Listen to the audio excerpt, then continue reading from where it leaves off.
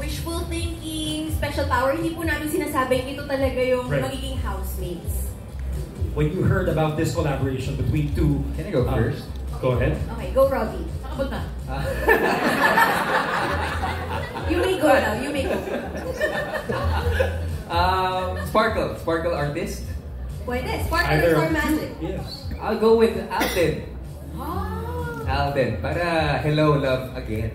Pwede. Again and again. Well, okay, sige. Can I go to the second? Okay, go. Where are you going? Ako siguro, pero bago ko sabihin para mag-shout muna tayo kay Jazz na housemate na dating season. Nandito Hello, siya. Jazz. Nag-support siya sa amin dito. Yes. Ito ako, gusto ko si Ma'am si Jules. Ma'am si Jolina Magdangal. Because, Star Magic. Because that would be fun para sa isang, magkaroon naman ng Ma'am si doon sa loob na paano niya i-handle yung ating mga celebrity. Tsaka icon si Mami. Yes, our icon Ma'am si Jolina Magdangal. Yes, next ma'am. Can I go third? Go ahead.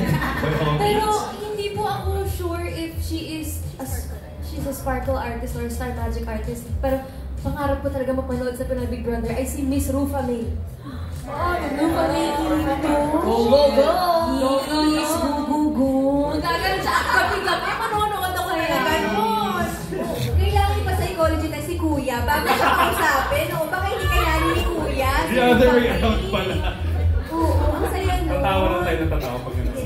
Sige na i-Vic. Next na ako. Miss B. Sparkle, I believe. Si Kalin. Parang masaya, di ba? What do you think of that, Gabby? 8 years, sabi niya. Thank you so Ay, much. wow. Si Kalin, Babantayan kita kapag yeah, pumasok. exactly. May play pa Diba, kami. Kalin yung makikita sa loob ng bahay, what more ang makikilala ni Gabby about Kalin? So, wishful thinking. Uy, wala. Parang ayoko i-wish yun. Muna. Okay. How about you? Who's gonna go fourth? Di na ako lalayo. Siyempre, si Miss Cassie Legaspi. So, makita yung kapatid ko sa loob ng bahay ni Kuya at asarin ko siya from the outside. Then yun, Cassie. Cute. Ako na lang. Dapat si Cassie din isasagot ko. Naunahan mo ko. Kasi nga, Ako na lang. makita yung dynamics. Akala ko si Mavi Legaspi, ipasok na natin. Ngayon na. Opening night natin, ipasok na natin si Mavi. Agad-agad, no? Ready na Gusto naman suitcase niya. niya. Tsaka Tapos nag-consult nangyari siya yun. sa psychologist. So I think kailangan niyang i-apply himself. Yes.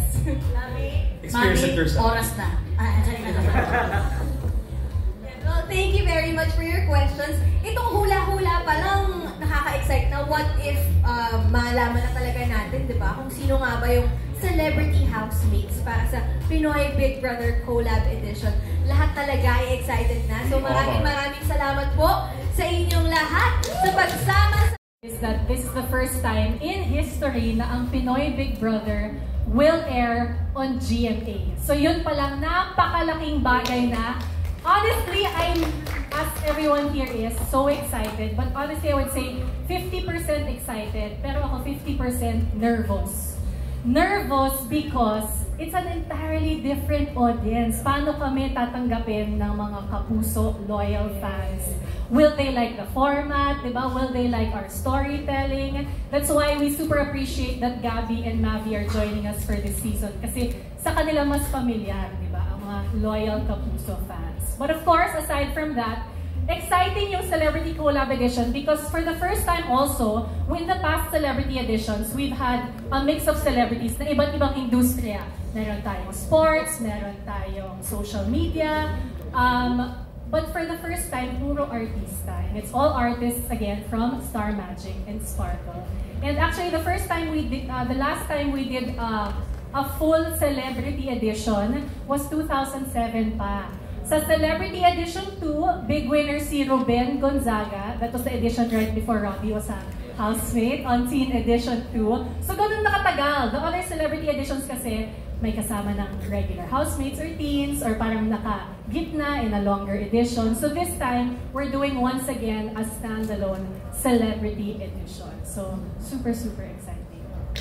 Miss B, can you please refresh our memories?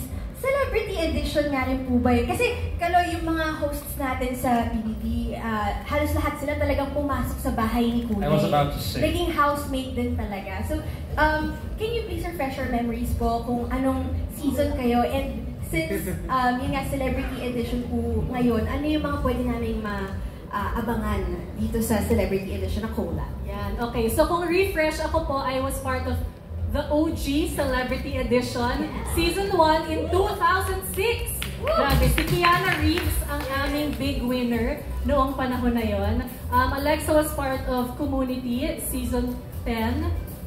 Is that correct? Si Robbie, Teen Edition 2. Si Mele, of course, ang big winner ng PBB Season 3. Si Robbie, sa season, diba, ikaw yung 1988. Ano? Bakit? 1980. Napakasakit. 2008. Oo. 2008. So yeah, like I said, nakakatuwa kasi nga, again, this is the first time na it's all actors, all artistas. And siguro at isipin ng tao, parang masyado namang pare-pareho kung puro artista. Pero ako, I got the privilege of sitting in sa final casting ng mga Sparkle and Star Magic artists. And I say na, for me, sobrang interesting ng season kasi ang dali-dali nating lahat mag-judge, di ba? We see a certain celebrity, oh, dali naman yan sumikat, or hindi naman yan talented, or bakit ba yan nandyan? But then when you get to know their stories, grabe din yung pagkakaiba ng pinagdaanan ng bawat isa. And we really cannot judge a celebrity sa kung ano lang yung nakikita natin or napapakita nila sa social media. So they may all have vlogs or be on social media, have Instagram, Facebook, pero iba pa rin pag makita mo sila in a house 24/7, galawang tao. So tao din sila with such colorful stories. So,